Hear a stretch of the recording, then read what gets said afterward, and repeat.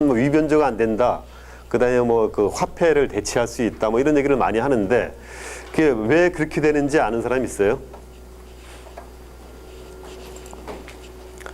그래서 오늘 그 해줄 내용이 여러분들이 이제 그 컴퓨터 연계 전공을 하고 이게 OS하고는 직접적으로 상관은 없어요. 상관은 없는데 컴퓨터 소프트웨어 쪽에 연계 전공을 한다 그러면은 누가 뭐 컴퓨터 소프트웨어 한다 그러면은 블록체인이 왜 변조가 안 되냐 이렇게 물어보면은 기본적인 거는 대답할 수 있어야 되잖아요. 그래서 그런 수준으로 좀 기본적인 원리, 블록체인의 어떤 기술 원리에 의해서 그런 식으로 처리가 되는가 그거에 대해서 이제 간단하게 한 30분 정도 좀 그 얘기를 해주려고 그래요. 요거는 시험에는 안 나옵니다. 그냥 그 상식 차원에서 그 알아두라는 차원으로 그 하는 거예요. 그 블록체인이 뭐냐라고 했을 때에 블록체인에 대한 부분이 요즘 많이 이슈가 되고 있는데 그 이게 양은 많은데 시간은 많지 않으니까 뭐 간단하게 넘어갈게요. 블록체인은 요새 이제 비트코인 때문에 굉장히 좀 열풍을 일었던 그런 부분들이에요. 그 블록체인, 그 비트코인이라는 게 블록체인이라는 그 기술을 사용해서 그거를 사용해서 화폐의 어떤 그 가상화폐 개념을 가상화폐라기보다는 암호화폐라는 게 더 정확한 표현인데 그런 암호화폐라는 개념을 만든 거예요. 그렇게 해서 이제 한때 열풍이 일었고 요즘에 비트코인이 한참 막 거품이 이렇게 좀 작년 연말에 일었었는데 지금 다시 좀 어느 정도 꺼졌죠. 꺼졌다가 지금 다시 또 살아나고 있어요. 그런 식으로 이제 그 진행되고 있고 그 여기에 사용되는 이제 블록체인 기술이 이제 여기 있어요. 이 블록체인이 어떤 그 상태인가를 좀 살펴보면은 그 이거 뭔지 알아요? 이런 그래프? 이게 하이프 사이클이라는 건데 가트너가 뭔지는 알아요? 가트너라는 이 조직이 그 기업인데 미국에 있는 기업인데 전 세계에서 그 기술, 시장, 마케팅 이런 흐름을 예측하는 기관이에요. 예측하는 기관 중에서 가장 유명한 기관이에요. 그래서 이 가트너에서는 이런 것들 이제 보고서에 실어서 보고서를 발간하는데 가트너에서 만든 한 5페이지짜리 보고서 보고서 하나에 보통 삼성이나 뭐 이런 데서는 뭐 수백만 원, 수천만 원 주고 사요 그런 거를. 그래서 가트너에서 전 세계에 있는 어떤 소스나 이런 걸 동원해가지고 기술적인 것, 시장적인 것 이런 걸 분석해가지고 앞으로 어떤 기술이 어떻게 될 것인가 이런 거를 예측하는 기술이에요. 예측하는 기관이에요. 근데 거기서 이제 만드는 것 중에서 하이프 사이클이라는 게 굉장히 유명해요. 이 하이프 사이클이 뭐냐면은 이게 어떤 특정 기술에 그러니까 하이프 사이클은 기술에 대해서도 이런 걸 만들고 어떤 현상에 대해서도 만들고 시장에 대해서도 만들고 그런 식으로 하고 있어요. 근데 이거는 이제 기술에 대해서 만드는 하이프 사이클인데 여기에 보면은 여러 가지 각가지 기술, 우리가 듣고 있는 기술들이 있어요. 여기 보면은 뭐 VR 같은 거, 버추얼 리얼리티 같은 것도 나오고, 인공지능 같은 것도 아마 여기 어디 있을 거예요. AI 기술도 있고 이런데, 이게 뭐냐면 여기서부터 이제 기술의 흐름이에요. 기술이 어떤 식으로 흘러가냐면은 이게 태동기예요. 기술이 처음에 이제 개념이 나오는 거죠. 어떤 기술이. 누군가 이런저런 연구하다가, 이런 기술이 이제 이런 거에 영향을 미친다 그러면 이제 사람들이 관심을 갖기 시작하죠. 그러면 거기 이제 태동기에 이렇게 쭉 올라가게 되고 이 위로 갈수록 이제 어느 정도 좀 이게 돈이 되고 경제성이 있고 이제 이런가 좀 가치가 있는가 이제 이런 게 대한 거고 가치가 없는 상태에서 태동기를 거쳐서 쭉 그 관심을 받아가게 되면은 이런 식으로 관심도가 쭉 올라가는 거죠. 쭉 올라가서 이 정도까지 올라왔을 때 요 구간이 뭐냐면 거품기예요. 그러니까 그 기술에 거품이 끼는 거죠. 그래서 이런 것들을 보면은 예를 들어서 비트코인 같은 것도 똑같아요. 비트코인에 관심을 끌다가 막 거품이 일면은 막 뭐 비트코인이 모든 기술에 다인 것처럼 확 뜨게 되죠. 그리고 거기 투자도 많이 몰리게 되죠. 그게 이제 거품기고 이 거품기를 거치다 보면 여기에서 굉장히 좋은 기술인 줄 알고 했더니 실제 적용하려고 하다 보니까 현실적으로 뭐 이런 문제도 있고 저런 문제도 있고 옛날에 뭐 인공지능 이런 거 음성인식 같은 거 나왔을 때에도 처음에 2000년도 초반에 이렇게 막 거품기를 거쳐서 뜨다가 막상 적용하려고 하다 보니까 뭐 문법에 맞게 뭐 큰 소리로 또박또박 얘기해야 되고 그거를 구축하려면 하드웨어가 이만하게 커야 되고 비용도 비싸고 그러니까 실제로 상용화가 뭐 거의 불가능하다.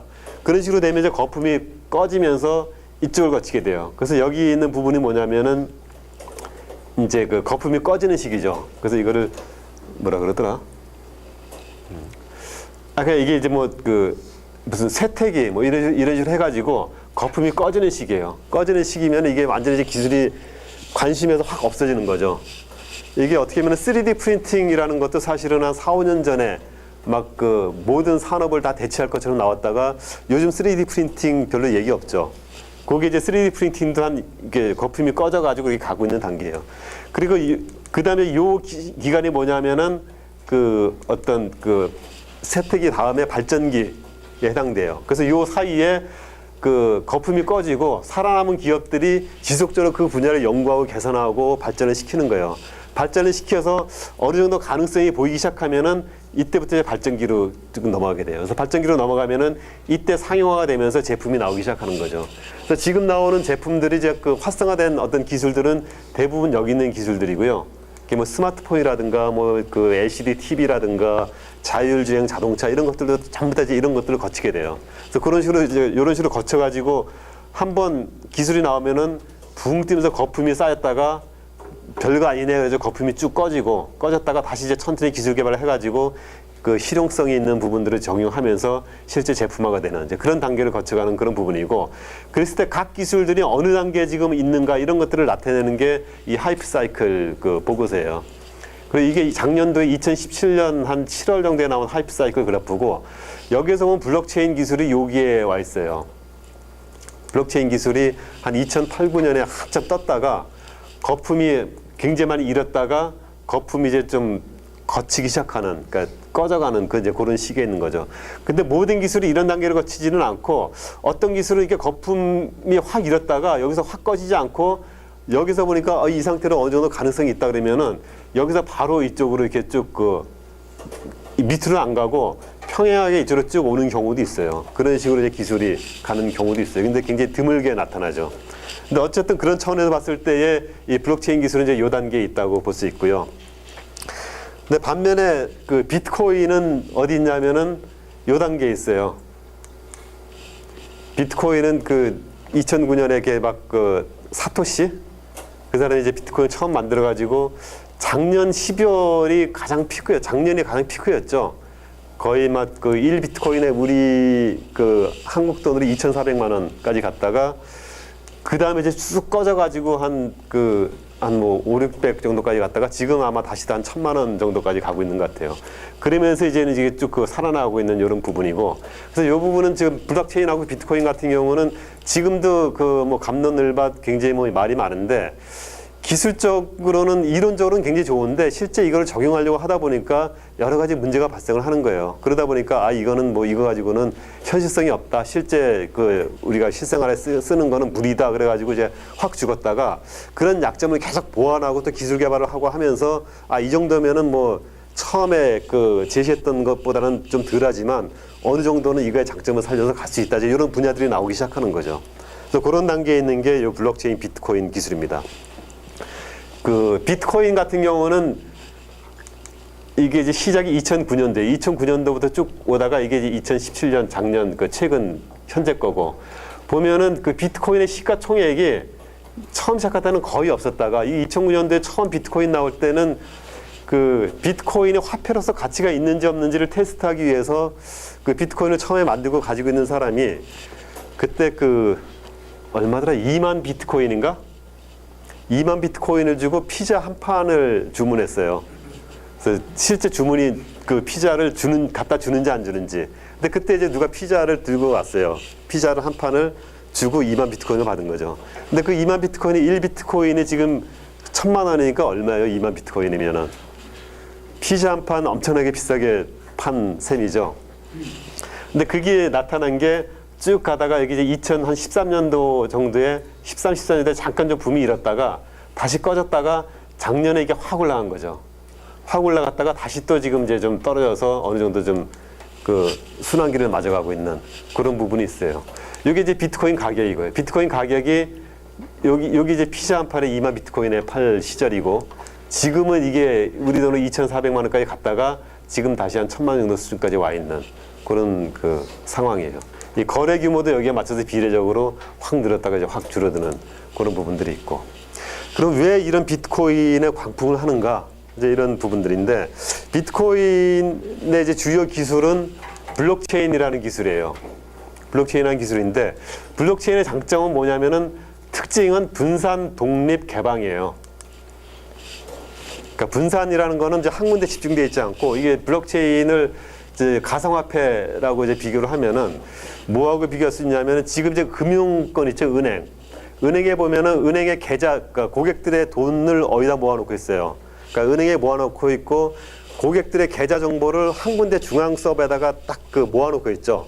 모아놓고 있는데 이 블록체인은 한 군데 모아져 있지 않고 분산돼 있어요. 누구나 그 카피를 가질 수가 있어요. 그래서 쫙 분산을 시켜놓고 있고 이게 독립적이에요. 지금 은행 같은 경우는 예를 들어서 한국은행이다 그러면 한국은행이 딱 잡고 한국은행의 어떤 관리자가 딱 그 책임 하에 그 뭐 금액도 조정하고 거래도 조정하고 다 관리를 하죠. 근데 그 블록체인은 독립적으로 이게 운영될 수가 있고 관리자가 따로 없어요. 그러니까 일반 개인이 그냥 쓰는 거예요.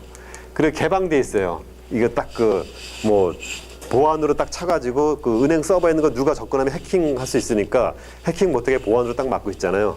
근데 이 블록체인 그 데이터는 누구나 볼 수 있고 누구나 쓸 수 있게 개방해요. 개방을 하고 있는 게 특징이에요. 근데 이게 이제 그 간단하게 요거를 이제 이해를 쉽게 하는 게 뭐냐면은 이 블록체인 기술은 거래 원장이에요. 비트코인도 거래 원장인 셈인데 거래 원장이라는 게 뭐냐면은 내가 누구한테 뭐 그 돈을 줬다. 그러면은 내가 누구한테 뭐 1,000원을 줬다. 그 몇 월 며칠 언제 뭐 A가 B한테 1,000원을 줬다. 이제 이런 게 이제 거래 내역이잖아요. 그 거래 내역을 기록해놓은 원장이 이 비트코인이에요. 근데 그 거래 원장이 이렇게 있으면은 내가 여기 1,000원을 주고 내가 고치는 거야. 1,000원 준 게 아니라 100원 줬다고 고치면은, 아니 2,000원 줬다고 고치면은 내가 나한테 2,000원 줬으니까 2,000원 내놔 하고 그 이걸 조작해가지고 들이밀 수가 있죠. 그럼 조작했을 때 이게 조작을 한 건지 조작을 하지 않은 건지 알 수가 없잖아요. 근데 이 그 비트코인은 조작을 못하게 돼 있어요. 왜 조작을 못하냐면은 조작을 하면은 그 금방 표시가 나요. 조작했다라는 게 금방 알 수가 있어요. 그러니까 그거를 알 수 있게 하는 기술이 이 블록체인 기술이고, 그다음에 독립적이라는 건 뭐냐면은 조작을 못하게 하기 위해서 은행 같은 데 거래가 있으면 은행이 책임지고 자기가 딱 보관해서 관리를 하고, 나는 이거 절대 누가 수정 못하게 관리하니까 내가 보증해 줄게. 내가 보증하니까 이거는 조작된 거 아니야. 이게 뭐 제대로 돼 있는 금액이야라고 이렇게 보증을 할 수가 있잖아요. 근데 보증을 하는데 비트코인은 그런 보증할 필요가 없어요. 보증하지 않고 그냥 누구든 이거 조작을 하면 조작한 게 금방 탄로가 나기 때문에 조작을 할 수가 없는 이제 그런 부분들이에요. 그리고 이게 한 군데 있는 게 아니라 개방되고 분산돼서 같은 거래 원장에 똑같은 카피를 여러 사람이 가지고 있어요. 여러 사람이 가지고 있어가지고 기본적인 원리는 51% 이상이 가지고 있는 게 그 원본이 되는 거예요. 그러니까 내가 조작해봤자 딴 사람 장부하고 이게 값이 다르니까 조작해봤자 이게 이제 그 반영이 안 되는 거죠. 근데 문제는 누가 담합을 하고 한 절반 이상이 담합을 하고 데이터를 고칠 수가 있잖아요. 데이터를 고칠 때는 이거는 이제 뭐 조작이 가능하잖아요. 근데 그 블록체인은 그런 데이터 고치는 것 자체가 안 되게끔 그런 식으로 해놓은 거예요. 그래서 요거를 쉽게 설명하면은 이게 블록체인이라는 게 뭐 이렇게 엮어가지고 이렇게 쭉 엮어놓는 거잖아요.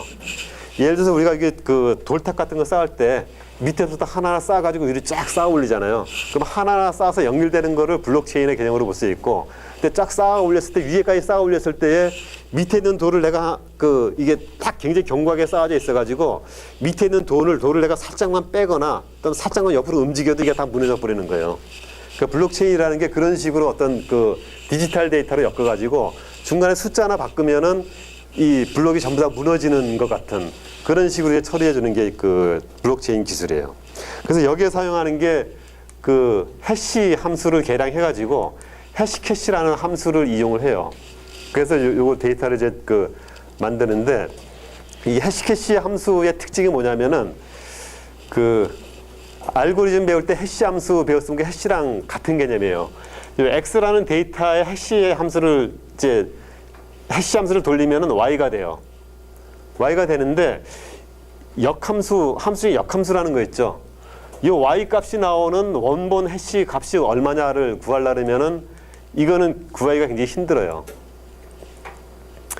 그러니까 그 예를 들면 여기 이제 모듈러 함수가 나와 있는데 그 어떤 모드 7에서 어떤 특정 숫자를 7로 나눈 나머지를 구하는 그 모듈러 함수. 이런 거 보면 어떤 특정 함수에다가 요 모듈라 셋 7 함수를 적용하면은 한 번 나눠주고 나머지만 구하면 되니까 금방 한 번에 금방 값이 구해질 수가 있죠. 나머지가 얼마다라는 게. 근데 이 5는 뭘 나눴을 때 몫이 5냐를 물어보면은 이거는 하나만 있는 게 아니라 굉장히 여러 개가 있을 수 있어요, 답이. 그러니까 정확하게 어떤 수를 나눠서 여기에 이 y가 어떤 수인지를 역으로는 구하는 게 굉장히 경우수도 많고 그래가지고 구하기가 힘든 거예요. 근데 이런 식의 함수로 만든 게 해시캐시 함수인데 정확하게 이런 함수는 아니고 그 해시캐시 함수는 이것도 이론적으로 어떤 복잡하게 그 수식을 적용해가지고 그 계산을 하게 돼 있어요. 계산을 하게 돼 있는데 어떤 특정 숫자를 주면은 해시캐시 코드가 나와요. 코드가 나오는데 그 코드는 한 번에 계산이 되는데 이 코드가 나오게끔 거꾸로 그 이쪽 데이터를 구하는 거는 굉장히 힘들어요. 그러니까 어떤 식이냐면은 원본 데이터, 아까 이제 거래 원장이라 그랬죠. 거래 원장 데이터가 있어요. 그 거래 원장 데이터를 통째로 입력으로 넣어서 해시캐시 함수를 돌리면은 특정 코드가 나와요. 특정 코드가 나오는데 여기에 데이터 중에 어느 한자라도 바꾸면은, 한 글자라도 바꾸면은 이 캐시 코드가 코드 함수가 안 나오는 거죠. 이 값이. 그러니까 이 값이 틀리니까 이거는 조작됐다라고 보는 거예요. 그러니까 이 값이 나와야 되는 거고. 근데 그거를 이제 하는데 이거를 그 뒤에 좀 봅시다. 방식이 일단 이제 이 해시캐시 함수를 x를 해시캐시 함수를 적용해서 y를 구하는데 그 해시캐시 함수는 그 코드 중에 그 지금 사용하고 있는 게 그 어떤 x라는 거는 그 데이터예요. 그러니까 거래 원장이니까 뭐 한 수백 바이트가 될 수도 있고 수백 K가 될 수도 있고 굉장히 많은 거래 원장이 있어요. 그러니까 지금부터 그 과거에 그 진행됐던 거래 원장 전체가 x가 되는 거고 이 y는 해시 코드가 돼요. 근데 이 y라는 해시 코드는 160비트로 딱 고정이 돼 있어요. 그러니까 이 해시 함수를 적용을 하면은 어떤 데이터를 넣든지 간에 160비트의 그 코드가 쫙 나와요. 코드가 나오는데 이 코드의 값은 그 데이터를 넣었을 때 어떤 특정 코드가 나오는 거죠. 근데 이 코드를 구하기 위한 이 데이터, 그러니까 이 코드가 나오는 원본 데이터가 뭐냐를 이제 구하려고 그러면은 2의 160번을 계산을 해야 돼요. 근데 2의 160번을 계산을 하려면은 평생 한 수백만 년, 한 100만 년 동안 컴퓨터로 계산을 해도 못해요. 그래서 이런 식으로 그 해시 코드는 쉽게 구하지만 코드를 가지고 원래 문서를 구하는 거는 역으로는 못 가게끔 만들어 놓은 구조가 해시 함수예요. 근데 이 160비트 중에서 특정 y 값을 정확하게 찾는 게 아니라 y가 160비트잖아요. 그 중에 앞에 20비트만 갖고 나머지는 그 달라도 상관없게끔 그런 식으로 좀 난이도를 조정해 놓으면은 이게 2의 160승번이 아니라 시간을 줄일 수가 있어요. 몇 분만 더 적은 시도를 하면은 나올 수 있게끔.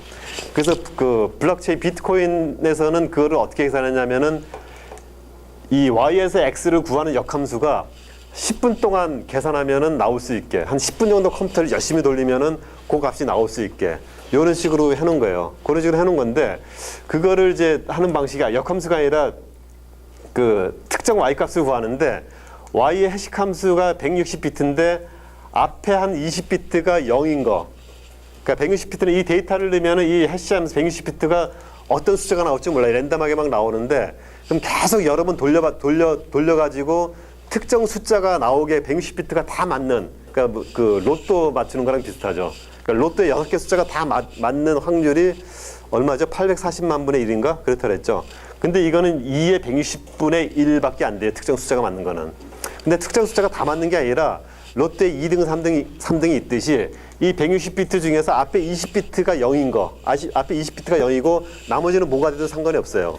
거기까지만 맞는 거를 계산을 하면은 이거를 그 계산하는 횟수가 2의 160승보다 훨씬 줄어들고 이거를 컴퓨터, 그러니까 굉장히 빠른 성능의 컴퓨터를 가지고 한 10분 정도 계산하면은 평균적으로 이 Y 값이 나오게끔 그렇게 이제 딱 그 수식의 난이도를 세팅을 해 놓은 거예요. 근데 그거를 할 때 이제 어떤 식으로 하냐면은 그 값이 나오게 하기 위해서 이 X 값을 그냥 쓰는 게 아니라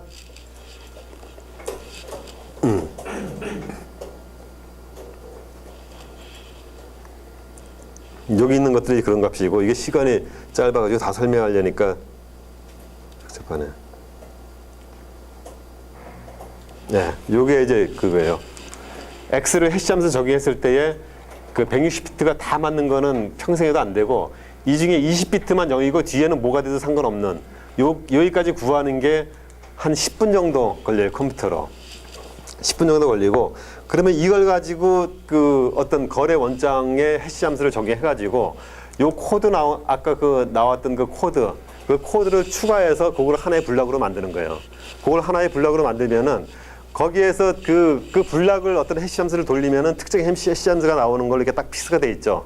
그러니까 거기서 어떤 특정 숫자를 조작하면은 숫자를 바꾸면은 그 숫자가 안 나와요. 그 한 번 숫자를 바꾸면은 다시 또 10분 동안 10분 이상 계산을 해야지 거기에 맞는 코드를 맞춰가지고 그 코드랑 같이 해서 같이 들이밀어야 돼요. 그러니까 그런 식으로 구하는 게 그 해시 함수예요. 그래서 그거 이제 조작을 힘들게 만든 거고 그 우리 그 주민등록번호 검증할 때도 그 마찬가지죠. 주민등록번호 검증할 때 앞에 6자리가 생년월일이고 뒤에 7자리 중에 앞에 4자리가 아마 지역하고 그런 정보일 거예요. 그리고 그 뒤에 3자리는 이런 식의 어떤 해시 코드예요. 그래서 앞에 숫자 중에 하나를 바꾸면은 지역이나 생년월일을 바꾸면은 뒤에 있는 숫자 3자리 숫자가 그대로 남겨놓으면은 이게 올바른 주민등록번호가 아니다라고 나오게 돼요. 그래서 그거를 이제 더 복잡하게 확장한 게 이런 그 블록체인 개념이고 이게 처음 사용할 때는 그 스팸 메일 필터링 방법으로 사용이 됐어요. 그러니까 스팸 메일이 특징이 뭐냐면은 스팸 메일이 이제 영업적으로 발송하는데 스팸 메일이 영업적으로 이익이 날려면은 하루에 한 뭐 수천 통, 수만 통 이상 그 불특정 다수한테 메일을 보낼 수 있어야지 이익이 났는데 메일 시스템에서 뭘 해주냐면은 메일을 보내기 전에 이런 해시 함수를 간단한 해시 함수를 돌려요. 그래서 이걸 한 1초 정도 계산하면은 해시 함수 코드를 맞춰서 그 원본 메일을 증명할 수 있는 코드로 해서 메일을 보내주게 돼요. 그럼 메일을 받는 메일 서버에서는 그 수신된 메일을 그 해시 함수를 적용해가지고 그 해시 함수가 코드가 제대로 나오는가를 확인하면은 아 이거는 그 1분 정도 그 노력을 해서 온 메일이라서 저 스팸 메일이 아니다라고 이제 인정을 하는 거죠. 근데 광고 보내는 그 광고업자가 모든 그 스팸 메일에다가 해시 함수를 1초씩 돌려서 보내려면은 하루에 보낼 수 있는 개수가 한 뭐 200개, 300개 이상을 넘지를 못해요. 근데 그 정도 보내가지고는 영업적으로 수지 타산이 안 맞는 거죠. 그러니까 스팸 메일을 못 보내는 거죠. 그래서 그거를 방지하기 위한 기술로 이게 나온 거고, 이거를 좀 복잡한 해시 함수로 구성을 해가지고 이 블록체인 기술에 적용한 게 이 블록체인 내 그 블록을 만드는 그런 기술로 이게 적용이 된 거예요. 그래서 여기에 보면은 이거 이제 메일에서 헤드에 이거를 포함시켜가지고 요 헤드 값하고 요 해시 함수를 그 돌리면 특정 이제 숫자가 나와야지 이게 그 스팸 메일이 아니다 이제 이런 식으로 그 판단을 한 거죠. 그래서 이게 실제 그 나오는 그 해시 함수의 값은 이런 식으로 나오게 돼요. 그래서 여기 있는 게 뭐 이렇게 이런 식으로 쭉쭉 그 가게 되고요. 그래서 이런 해시 함수의 해시캐시라는 함수의 아이디어를 거래 장부에 적용을 해서 분산 독립 개방이 가능하게끔 이런 식으로 해놓은 거고요. 그래서 요 그 새로운 블락이 나오면은 거래 내역의 블락이 나오면은 요 블락에다가 그 어떤 특정 카운트 값을 집어넣어요. 특정 카운트 값을 집어넣어 가지고 이거를 가지고 해시 함수를 돌리는 거죠. 해시 함수를 돌려가지고 아까 앞에 20비트가 0이 되는 해시 함수를 구하는 거예요, 이게. 구하는 게 이게 이제 역함수예요. 어떤 특정 값을 돌렸을 때에 요 카운터가 이제 이거를 그 역해시했을 때 나오는 그 카운트 값, 그거 이제 역으로 계산해가지고 컴퓨터를 그 10분 동안 돌려서 이제 그 값을 구하는 거고, 그 구하는 과정이 그 비트코인에서 채굴이라고 하는 거. 채굴이라고 하는 게 이제 그런 과정을 거치는 거를 채굴이라고 그래요.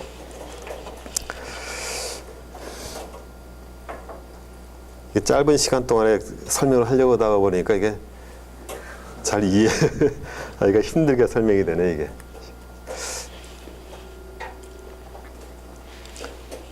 다음 시간에 한번 이거를 정리해가지고 좀 이해하기 쉽게 한번 더 해야 될 것 같은데. 하는 방식은 이제 그 블락이 앞에서부터 블락을 이런 식으로 해가지고 하나의 블락을 만드는데 10분이 걸리는 거죠. 그러면은 10분이 걸리는데 10분 걸려서 나온 블락을 요게 이제 거래 원장이 들어가고 이 뒤에 10분 뒤에 일어나는 거래에 대한 내용은 다음 블락에 집어넣어요. 다음 블락에 집어넣어서 이것도 마찬가지로 이제 요 해시코드 구하는 거. 해시코드가 난스라고 하는 게 해시코드인데 요거를 또 10분 동안 또 구하는데 요거 구할 때 원본에다가 여기에서 구해진 이 해시함수 여기 있는 이 난스 값을 여기다가 추가시켜서 여기 해시값을 추가시켜서 전체 해시값을 내가 구해요. 그런 식으로 이렇게 연결을 하면은 이게 불락이 연결되는 개념이죠. 연결돼서 여기까지 불락이 만들어지면은 여기에 어떤 특정 수 하나만 바꿔도 이 위에 있는 불락들이 다 틀어지게 돼요. 요거를 바꾸면은 여기에 들어간 해시값이 바뀌게 되죠. 여기서 하나만 바뀌게 되면은 이걸 하나 바꿔서 여기서 다른 해시값을 구했다고 하더라도 그 해시값이 이 해시값하고 안 맞기 때문에 이게 이제 위변조됐다라고 그 판별이 나는 거죠. 그래서 이런 식으로 이제 엮다 보니까 이게 해시가 요거 하나 구하는 그 하나의 불락에 대해서 해시함수 구하는 거는 10분이면 되지만 불락이 2개 쌓이면은 10분이 아니라 그 20분이 돼야 되는 거고 3개, 4개 쌓이면은 점점 더 긴 시간이 필요하게 되는 거예요. 그리고 이거는 10분뿐만 아니라 여기 있는 해시값은 어떻게 돌려서 나온 해시값인지 모르기 때문에 이 해시값을 여기 그대로 놓기 때문에 이 정확한 해시값을 구해야지 돼요, 이거는. 근데 정확한 해시값은 해시값 구하는 거는 아까 그 2의 160승의 시간이 걸린다 그랬죠. 그러니까 이 위에 불락이 쌓이게 되면 이 밑에 있는 불락은 절대적으로 그 위변조가 불가능한 거예요. 그래서 그 위변조할 수 있는 거는 여기 있는 것만 순간적으로 위변조가 가능한데 그거 자체도 이제 요 블록체인 기술에 의해서 그 막혀지면서 이게 쭉 그 발전해가는 그런 기술이에요. 그래서 이런 식으로 블록이 쌓이게 되고 이거는 이제 나중에 그 이런 경우가 발생돼요. 이게 이제 최초의 그 사토시가 만든 최초의 블록이 첫 번째 블록이고 요걸 시작해서 블록이 이게 쭉 쌓여가고 있어요. 지금 쌓여가고 있는데 이렇게 쌓여가면은 이 앞에 있는 블록은 이제 위조가 불가능한 거죠. 요 앞에 있는 거 하나만 그 위조하면은 이거에 대해서 이 다음 블록에 들어가는 숫자가 그 해시코드 숫자가 틀려지기 때문에 이 해시함수를 돌리면 이게 위조됐다라고 나와버리는 거죠. 이거 전체가. 그래서 위조가 안 되고 이게 이제 그 채굴을 하면서 채굴 요새 보면은 뭐 중국의 채굴 전문을 한 회사도 있고 뭐 그 채굴 서버들이 많이 있죠. 그 채굴한 사람 그 채굴한 서버 중에 채굴하면 다 어떤 보상을 주는 게 아니라 제일 먼저 채굴한 사람한테만 보상을 줘요. 그래서 이게 여러 개가 같이 이제 채굴이 될 수가 있어요. 그럼 블록이 여기서도 그 이 해시코드가 맞는 그 코드를 구하고 여기서도 해시코드가 맞는 코드를 구하고 둘 다 구할 수가 있어요. 둘 다 구할 수가 있는데 이 구하게 되면 이거를 이제 그 다른 어떤 그 분산 서버에 전파를 하게 되고 전파를 하면은 그 서버가 이거를 가지고 그 위에 다시 또 블록을 쌓아가요. 근데 블록을 쌓아가는데 먼저 많은 블록이 쌓인 것만 살아남고 그 늦게 쫓아가는 블록은 무효화돼요. 그러니까 이거는 그 올바른 블록으로 인정을 못 받는 거죠. 그래서 이 블록은 그 없어지게 돼요. 없어지고 이 뒤에 쌓이는 블록만 살아남아서 하나의 블록 패스만 쭉 살아남고 나머지 블록들 주변에 있는 블록들은 그냥 그 소멸이 돼버려요. 소멸이 돼버리기 때문에 근데 이게 이제 그 블록체인 기술 그 비트코인의 어떤 그 문제점으로도 볼 수 있는데 이게 이제 그 제대로 여기 이제 거래 원장들이 이 블록 안에 들어가잖아요. 근데 블록 안에 들어가는데 그 거래 원장에 있는 기록이 진짜 거래가 이루어진 건가? 내가 가짜로 하나의 비트코인을 여기도 주고 저기도 주고 이중으로 쓸 수도 있고 그렇잖아요. 근데 그런 거를 보장하려면은 여기 이제 해시캐시 함수가 그 쌓여서 이제 블록을 위변조를 못하게 딱 쌓아 놓으면은 그때부터 이제 보장을 받을 수가 있는데 이게 여러 개가 같이 생길 수가 있으니까 지금 룰이 어떻게 되냐면은 이 블록 안에 이 블록 뒤에 블록이 100개가 더 쌓였을 때만 그게 이제 그 완전한 블록으로 인정을 받아요. 그러니까 이게 100개가 쌓이는 동안 걸리는 시간이 한 하루 정도 걸려요. 또 거래하고 나서 그 다음 날까지는 내가 제대로 이게 내가 그 비트코인을 받은 건지 안 받은 건지 확실은 못 하는 거죠. 그래서 이제 하루를 기다려야지 된다는 거예요. 원칙적으로는. 근데 이제 이런 경우에 이 비트코인은 어떤 식으로 거래하냐 하면은 그래서 커피 한 잔을 사거나 이렇게 한 몇천 원 정도의 소액인 경우에는 일단 여기서 하나의 그 블록이 그 형성이 됐으면은 거래가 성사됐다라고 이제 인정을 하고 내가 설사 뒤에 그 돈을 떼이더라도 소액이니까 그냥 인정을 하고 그냥 넘어가는 걸로 그런 식으로 하고 일정 규모 좀 큰 금액이 되는 경우에는 그 우리가 예를 들어서 그 은행에 어떤 뭐 수표 찾을 때에도 큰 수표는 예치해 놓고 뭐 하루 지난 다음에 현금을 찾을 수 있고 이런 것들 있잖아요. 그런 식으로 이제 그 100개 블록이 쌓여서 하루 정도 기다려야지 이제 그 인정이 되는 그런 식으로 그 처리를 하고 있어요.